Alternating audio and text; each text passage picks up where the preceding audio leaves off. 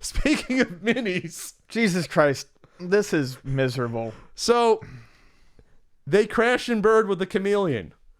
They failed with the convention, but Coleco is back with the Coleco Evolved Mini Arcades. And boy, are they gonna hurt your goddamn feelings. All right, well, they might reach the goal here this time. Oh, they're gonna. So this just came up recently. They are offering the same mold as your original Coleco Industries made mini arcade units, but they are doing Rainbow Bright and Robotech. 4 buttons. It's like similar style joysticks, and you have like a start and select button on there. It's about time retro done right. Classic shell, new hardware, Coleco.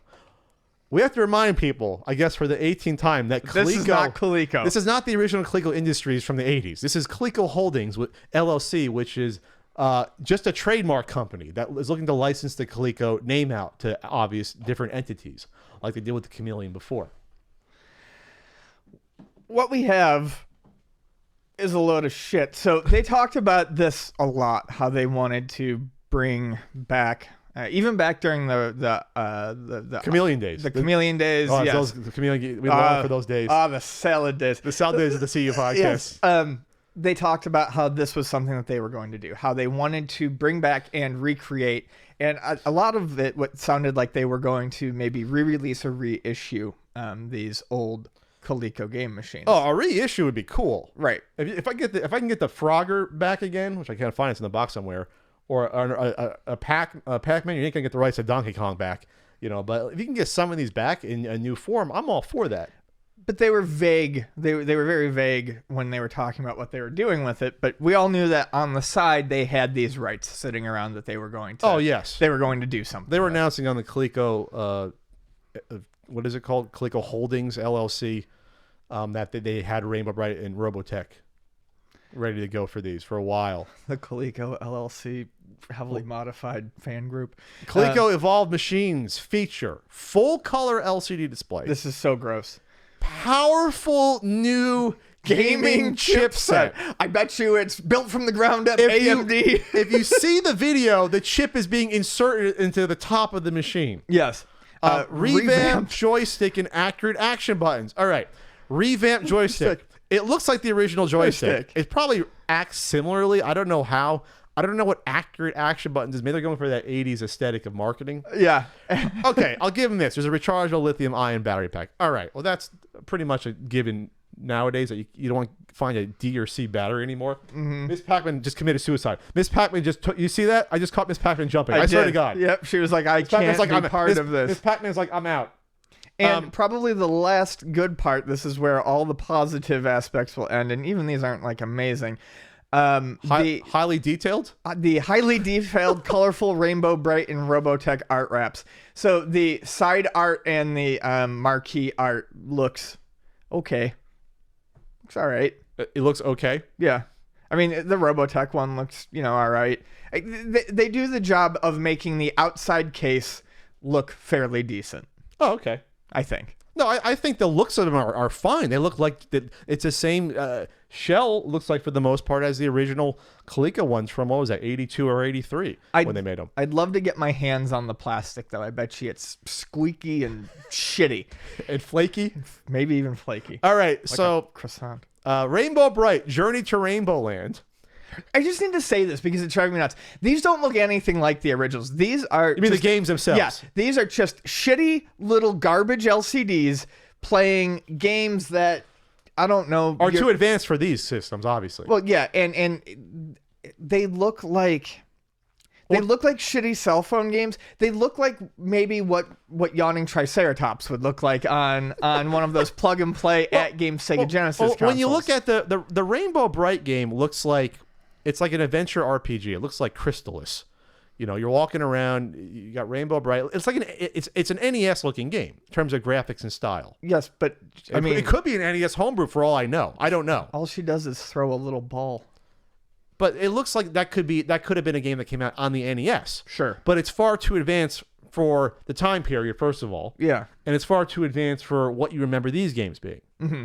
So I wouldn't be surprised if this Rainbow Bright game came out somewhere else. It would be dumb not to, because it's a completed. It looks like it looks like an NES game, like a homebrew. It may very well be. Players can join Rainbow Bright and her pal Starlight. I have a Rainbow Bright doll somewhere from the flea market, by the way, as they spread color and happiness in this classic RPG-style game journey to Rainbow Land. It's a retro classic RPG for gamers of all ages. Okay, like I said, it's more like an action RPG, like I said, like Crystal is. Then you have Robotech, the Macross saga. How do you say it, Ian? You're an anime guy. Macross? Robotech made its pop culture splashdown in 1985 when Harmony Gold released their epic 85-episode Robotech cartoon series. The series' success paved the way for toys, figures, books, movies, and of course, video games. Well, sure, in the U.S. really didn't care, though, but whatever. Robotech, the Macross saga puts players in the driver's seat as Earth's last defense in an epic intergalactic battle against alien forces. Players transform...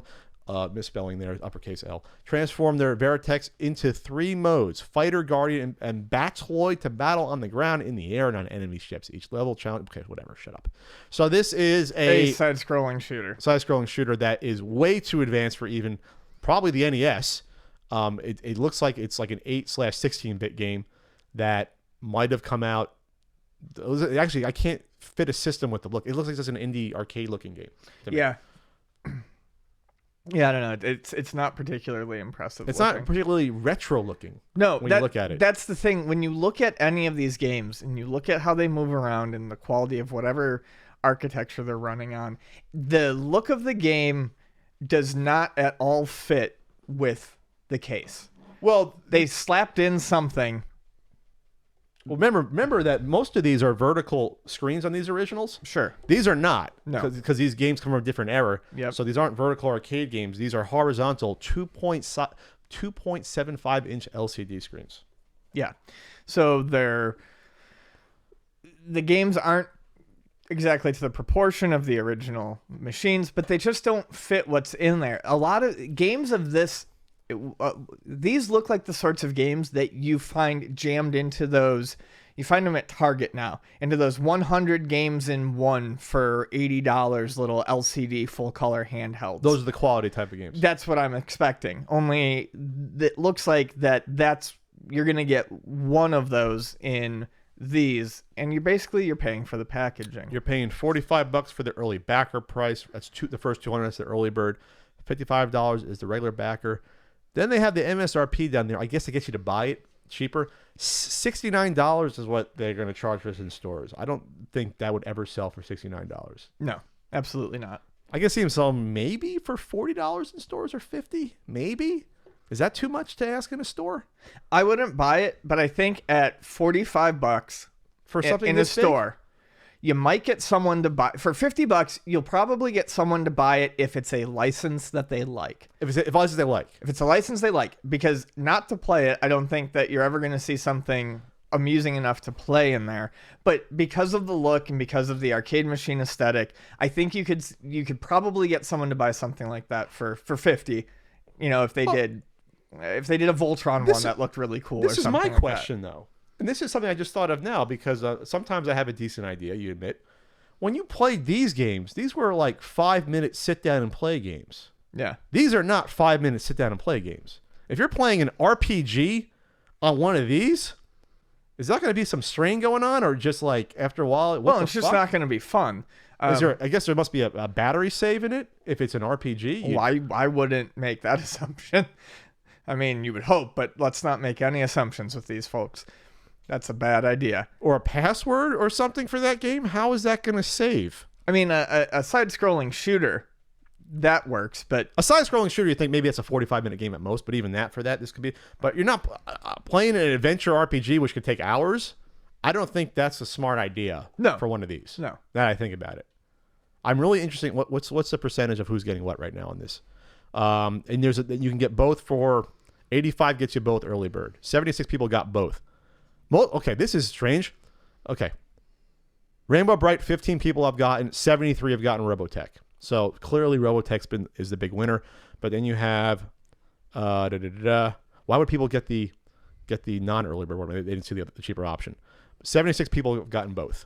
So either you get both just for shits and giggles, or you just get Robotech. That's what it looks like. Right. No one cares about Rainbow Bright, which I would assume yes, because I don't know any boys that watch Rainbow Bright, so I don't think. And these are mostly selling to man boys still. So I mean that sort of works out. So when you go down, Ian, we're getting to the best part. You have the Robotech reward, the Rainbow Bright reward, which is $45 for early, $55 regular. Get the 2-pack. Then you get the limited edition. You get the right. You say out of the Mike Kennedy playbook. The limited edition metallics. $200 per style. $200 for one quote unquote metallic. Is it made of metal? No. It better be made of metal. If it's $200 and not just gold or silver gray plastic. Get a gold Robotech and a silver Rainbow Bright, and they look garbage. Is there information on whether or not that is actually metallic? Is it actually a metal case on that? I highly doubt it. That's probably just going to be gold plastic and silver plastic. Otherwise, it would have said limited edition metal, not metallics. 4 people are in so far for the limited edition Robotech, 2 for the Rainbow Bright, and 3 poor souls are getting both of those. Wow. At this point. Man, So, fools and their money. okay. I don't know much about manufacturing, but I don't know if gold and grayish plastic costs that much more than purplish blue and white. No, and you're being disingenuous. You know that's not the point. Oh, okay. I'm just saying. I'm just saying. They're just trying to sucker people out of it, and apparently it's working. And then we have a stretch goal for $180,000, which I don't know what that is. We don't know what it is. I really hope it doesn't get that high up in that. Here's the point, people. The Coleco name at this point, we know it doesn't mean anything. It's just a name license. Anyone could have gone out and produced these had they gotten the licenses for the properties and games. I could have gone out and gotten the Rainbow Bright property and Robotech, find people to produce them. Without the Coleco name, it would have been. You don't need the Coleco name on these to get these produced. It's obviously a bonus because Coleco Industries produced these in the 80s. Yep. And that's it. So, but hey, this is an idea that finally worked. So, people are buying it. They're giving people what they want this time. At least for one of the 2 games, it looks like. It looks like it's going to succeed. All right. And so these are going to ship in September and being produced in August. And in September, so many people are going to be like, "Woo! This is fun. Okay, I'll never touch this again." We'll see. Sad. We'll see. Maybe they'll have them at the toy show in New York. That would be fun. Risks and challenges. We've already finished the prototype phasing and moved into tooling. We expect the challenges coming, blah, blah, blah. We want to make sure the product we deliver lives up to the hard work put into the original Coleco minis from the 80s. All right. Well, they have a prototype. That's something that could be said for the Chameleon. So they're already ahead.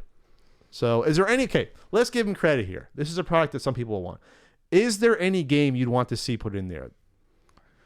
On an LCD, because they're not redoing the original. What are those, vacuum fluorescent? Yeah, no, that's fine. I mean, honestly, I would like to see... I mean...